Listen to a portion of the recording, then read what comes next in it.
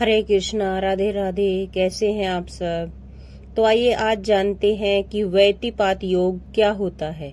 अक्सर आपने कई ज्योतिष आचार्यों को कहते सुना होगा कि फलाना दिन है और बहुत शुभ दिन है और इसके साथ ही व्यतिपात योग लग रहा है। ये आखिर व्यतिपात योग होता क्या है और इसका क्या फल मिलता है, क्या नुकसान होते हैं और किस मुहूर्त में लगता है और कैसे ये फल देता है, तो आइए विस्तार से जानते हैं। ज्योतिष शास्त्र में व्यतिपात योग एक अत्यंत ही महत्वपूर्ण और विशेष खगोलीय संयोग है। हमारे ज्योतिष शास्त्र में कुल 27 योग बताए गए हैं और इन 27 योगों में से 27वां योग यानी कि अंतिम योग व्यतिपात योग है। इस योग को डरावना नहीं बल्कि सावधानी प्रधान और आध्यात्मिक साधना का समय माना गया है। व्यतिपात का अर्थ होता है बड़ा विनाश या प्रतिकूल स्थिति, लेकिन आध्यात्मिक दृष्टि से यह संरक्षण और शुद्धि का काल है। ज्योतिष गणना के अनुसार जब सूर्य और चंद्रमा भूमध्य रेखा के एक ही समान दूरी पर होते हैं तो उनके मान का योग एक निश्चित अवस्था बनाता है, तो तब यह निर्मित होता है। उस काल को व्यतिपात योग कहते हैं। व्यतिपात योग एक अशुभ योग है। अशुभ प्रभाव के कारण इसे अशुभ माना जाता है। यह योग व्यक्ति के जीवन में कई प्रकार के नकारात्मक प्रभाव पैदा करता है। व्यतिपात योग का अर्थ है जब सूर्य और चंद्रमा की स्थिति में विशेष परिवर्तन होता है तो यह योग उत्पन्न होता है। इस योग में बहुत अधिक नकारात्मक ऊर्जा होती है जो कई समस्याओं का कारण भी बन सकती है। व्यतिपात योग के कई नकारात्मक प्रभाव भी पड़ सकते हैं, जैसे कार्यों की असफलता, संघर्ष और टकराव, नकारात्मक ऊर्जा और स्वास्थ्य संबंधी समस्याएं। इस योग के व्यक्ति के द्वारा किए गए सारे कार्य अधूरे रह जाते हैं, इसलिए कोई भी शुभ कार्य इस योग में नहीं शुरू करना चाहिए। संघर्ष और टकराव जो होता है रिश्ते और व्यवहारिक समझौते और तनाव और असहमति से ग्रस्त होते हैं। नकारात्मक ऊर्जा में यह योग वातावरण में नकारात्मक ऊर्जा पैदा कर सकता है, जिससे मानसिक अस्थिरता और अशांति पैदा हो सकती है।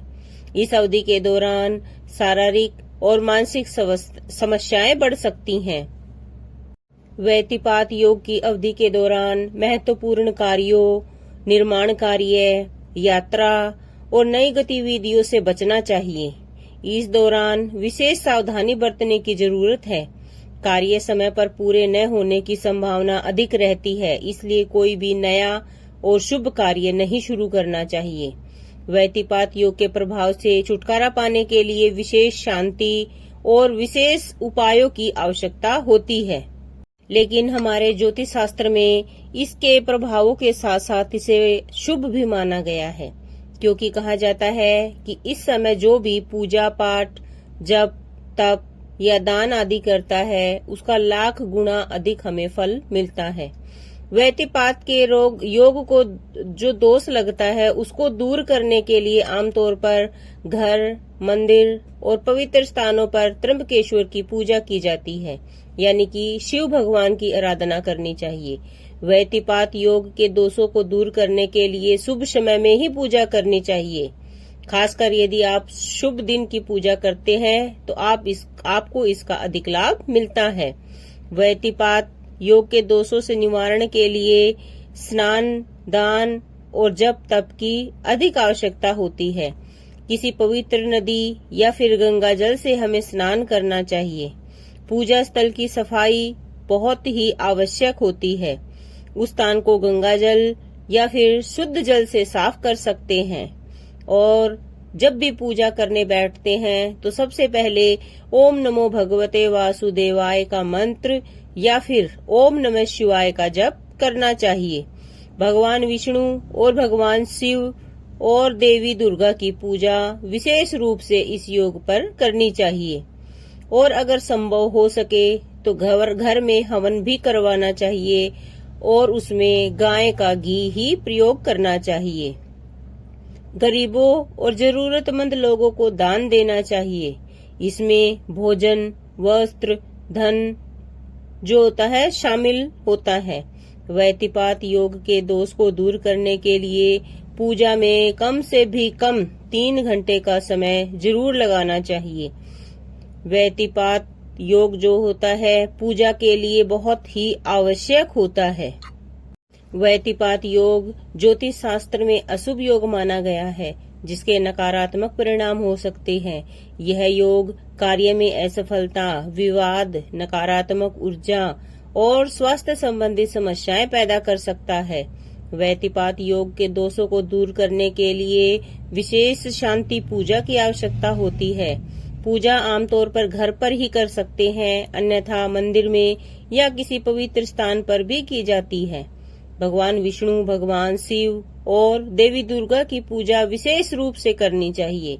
यह पूजा व्यतिपात योग के नकारात्मक प्रभाव से राहत दिलाती है और जीवन में सुख, शांति और समृद्धि लेकर आती है। व्यतिपात योग सूर्य और चंद्रमा के योग से बनता है, इसलिए इसका स्वामी रुद्र है, यानी कि भगवान शिव है। इसी कारण से इस योग में जन्म लेने वाले व्यक्ति का जीवन अक्सर उतार चढ़ाव और संघर्षों से भरा रहता है।